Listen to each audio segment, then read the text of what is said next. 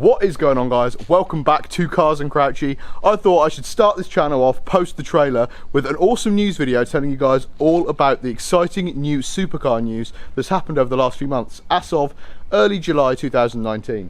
I'm fully aware that the GTR needs a clean, so first things first, before we head off and talk about the news and take this beast out for a lovely sunny drive here in the south of England, I thought I'd clean it off and put some fuel in it, obviously.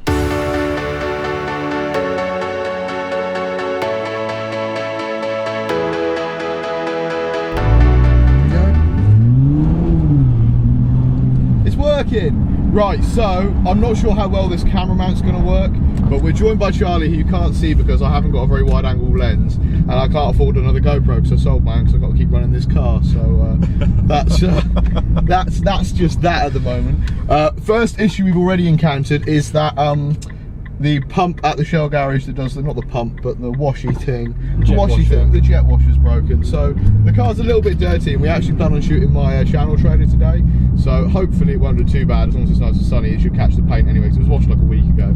It's just got a little bit too much tree sap and grime on it for my liking, but that's neither here nor there really. Next thing is we're going to talk about the news that's happened recently, because there's some really exciting stuff that's happened in the high-end automotive industry that needs to be highlighted, I think, and I'd love to talk about and give my opinion on. There's about 5 pieces of really exciting automotive news I want to talk about, and I think the first one is pretty apt considering we're stuck in a 50 mph speed limit in a car that can do literally 4 times that speed, so it sucks, but I think this is an apt one. In addition to speed cameras, a lot of authorities around the world are now thinking of implementing noise cameras. So cars with loud exhausts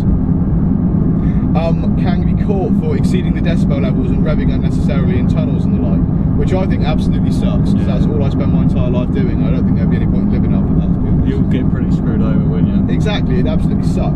So I'm not looking forward to that if it ever is implemented, but I guess that is the way of the world. There is a possibility of noise cameras coming to a highway near you, but let's hope that that doesn't get voted in, because nothing makes me happier than the sound of a nice engine.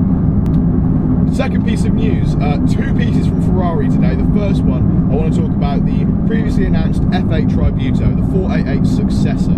So this is equally a 3.9 litre twin turbocharged V8, pushing out this time 710 horsepower, which is absolutely ridiculous. The car even aesthetically looks a bit like the Mclaren 720S and is clearly designed to compete in that market. It looks amazing, it's rear wheel drive, and it should do 0 to 60 in about 2.9 seconds, I think.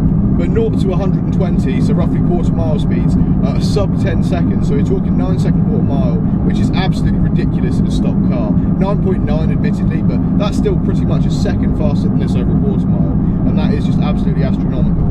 And the F8 Tributo is just absolutely sick aesthetically, and I've actually personally made a build on the Ferrari website because they released the builder for the car, and I've got some pictures of it on the screen now. Let me know what you think of my spec. I think classic Ferrari, silver wheels, Rosso Corsa paint, so it looks really red, and I just absolutely love the spec I made, with all the carbon options ticked, obviously. If I had £300,000–400,000 knocking around, it would be a car I'd definitely consider getting, but with how cheap the 720Ss are now second hand, due to the mechanical issues they've recently been having, I'd probably just buy one of them, to be honest. And personally, I know it's not going to sound quite as good, but I actually prefer the aesthetics of McLarens at the moment. The other piece of Ferrari news is the SF90 Stradale. Now this is a hybrid supercar actually, so it's actually comparative to their LaFerrari hypercar. It's producing 1000 CV of power. I know you're thinking, what the hell is CV? 992 horsepower in layman's terms, so let's just call it a healthy 1000 if you lose a couple of pounds of weight, especially in Liverpool to me. And that's just ridiculous. It's built off the same engine as the F8 Tributo, so it's slightly bored out to 4 litres of displacement and has slightly more boost, making 770 horsepower. But it additionally has electric motors, adding 217 horsepower to its crank output, aka 1000 horsepower at the wheels, and most notably, this will be the first Ferrari that's four-wheel drive. Now, a lot of purists who love Ferraris and loves the fact that you can drift in them might not like this, because it means it'll handle more like a car like this. Much more stable, much more focused on track times, and a little easier to drive, to be honest. And that's something I'm actually very interested in, considering I'm not a professional racing driver, and I would like a car that sort of catches me when I'm being a bit of a tit, as opposed to one that actually just murders me. But I actually love that car. I think their retail is going to be astronomically high due to the hybrid powertrain, and the aesthetics are incredibly futuristic. I'm I'm hoping it doesn't suffer like the BMW i8, where it looks a bit crappy. It's 5 years on because the aesthetics don't look as futuristic anymore. But I think it looks super futuristic as of now, and I'm hoping the look is timeless. But I'm a little bit concerned that in a few years' time the look dated very quickly because of how outrageous and how futuristic it looks. Having said that, people were saying that about the new McLarens, and I still think the Senna and 720S are some of the best looking cars out there. But I guess that is definitely down to the individual and very subjective. You want it to also look like the car it is as well. Like, you don't want it to. Yeah, look like... I don't actually think the new Ferrari looks much like a Ferrari. Yeah, you want to have its aesthetic put into. Yeah, it looks sort of like almost like it's stolen the modern city economy car look with the sort of like little bubbly stick-on bits. Like borderline Back to the Future. Yeah, and I'm not sure. It looks a little bit overstyled intentionally. Yeah. But I personally really like it at the moment. I'm just hoping the style lasts. But actually, you're right. It doesn't actually look very Ferrari. Yeah. Now, a lot of you may never have heard of Ultima. Well, Ultima makes some cars like the Ultima GTR, the Evo, and they're basically road-going race cars. You can put plates on them; they are road legal. But last week they have announced the new Ultima RS. Now, this is actually based on a very similar platform to the GTR. However, it has 1,200 horsepower out of a Chevy Camaro V8. I think it's got around 7 litres of displacement, and in addition to all of that displacement, it's supercharged. So it should have a very linear power band, and its performance numbers are astronomical. They actually beat out the SF90 Stradale with a quarter mile time of 9.2 seconds, and it passed that quarter mile at 156 miles an hour from a standstill in 9 seconds. That is astronomically ridiculous. Rear wheel drive, and you can only get it with a manual gearbox. And the really thoroughbred, love the manual old school drivers who are really about their driving. No dual clutch option, no automatic, just a manual gearbox. So 3 pedal setup and 1,200 horsepower. I'd be dead, but I tell you what, it'd be a good way to go. Interestingly, the Ultima is actually not going to be stupidly expensive either, because they haven't got the prestige of other car brands, and it's all more of a kit car. I think the pricing is going to be around 120 to 140,000 pounds for a brand new car, but we're going to have to wait and see, because I'm not quite ballsy enough to request it for a quote, because that is definitely out of my price range. And but still, for the performance numbers you're getting something that will munch a Bugatti Veyron for 120, 150,000 pounds, which is ridiculous. And they've also added LEDs to the headlights, which has made the aesthetic of the car much more modern, and I actually really like it.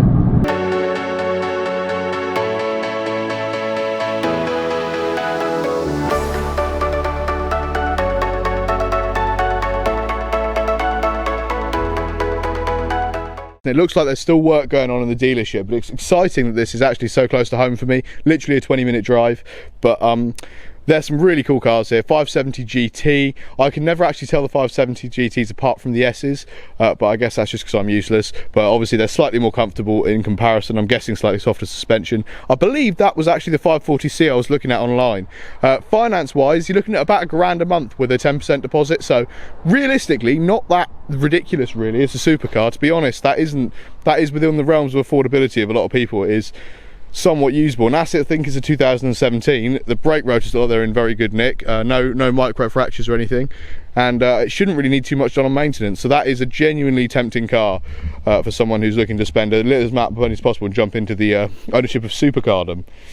And then, of course, what I would actually have out of the whole lineup here by choice, this lovely 720S, really nice spec, sort of like a very dark grey, almost black if you first look at it, with some lovely red decals, red alloy protectors on the wheels, which actually look really nice, as well as red contrast interior, carbon fibre steering wheel.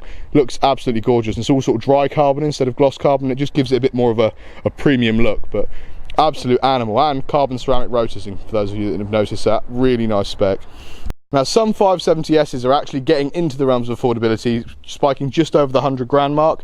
Obviously, it's still a lot of money, but I think it's a lot of car for the money as well. Performance-wise, there's not actually a big difference over the 540C, but I think the slightly longer wheelbase and improved suspension and body aero would probably make it a nicer car to drive. But I really like these, and I'm hoping they'll drop a bit more in price soon and become more affordable. But I think when you look at it, it looks like a way more expensive car than £100,000. Now those of you keen-eyed when I did the initial walk-in shot are going to have spotted some of these Bentleys. Now I'm not a huge Bentley fan in terms of knowing all the models apart, but you can tell by this Super Sports here it's going to be astronomically expensive because those brake calipers, well, they're 10 piston. They're some of the biggest brakes I've ever seen. They literally wouldn't even fit inside my 20-inch wheels. I think they're 22-inch wheels, which is just absolutely ridiculous. 22-inch alloys, diamond cuts as well. Some huge wheels, and they're just so prestigious. Obviously, W12 logo on the side of the green one there means W12, so you know, 12 cylinders, absolutely ridiculous.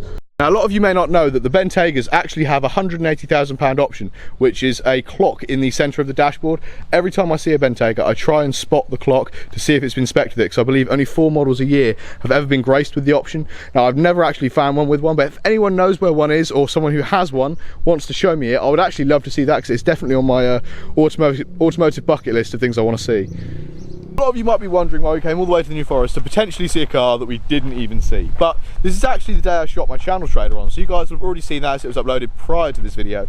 But the Cars and Crouchy channel trailer, I just wanted to have a shot here in Lyndhurst, in the middle of the New Forest, where there are loads of supercar dealerships. And I thought the car on the gravel here, with the tree in the background, looking a bit dirty, might give it the right atmosphere to show you that I daily drive the car and what this channel is all about and sort of the supercar vibes we're trying to get. So I dragged Charlie with me for company. But I thought that shot under the tree there is going to look really cool when I square it all up for my channel trailer.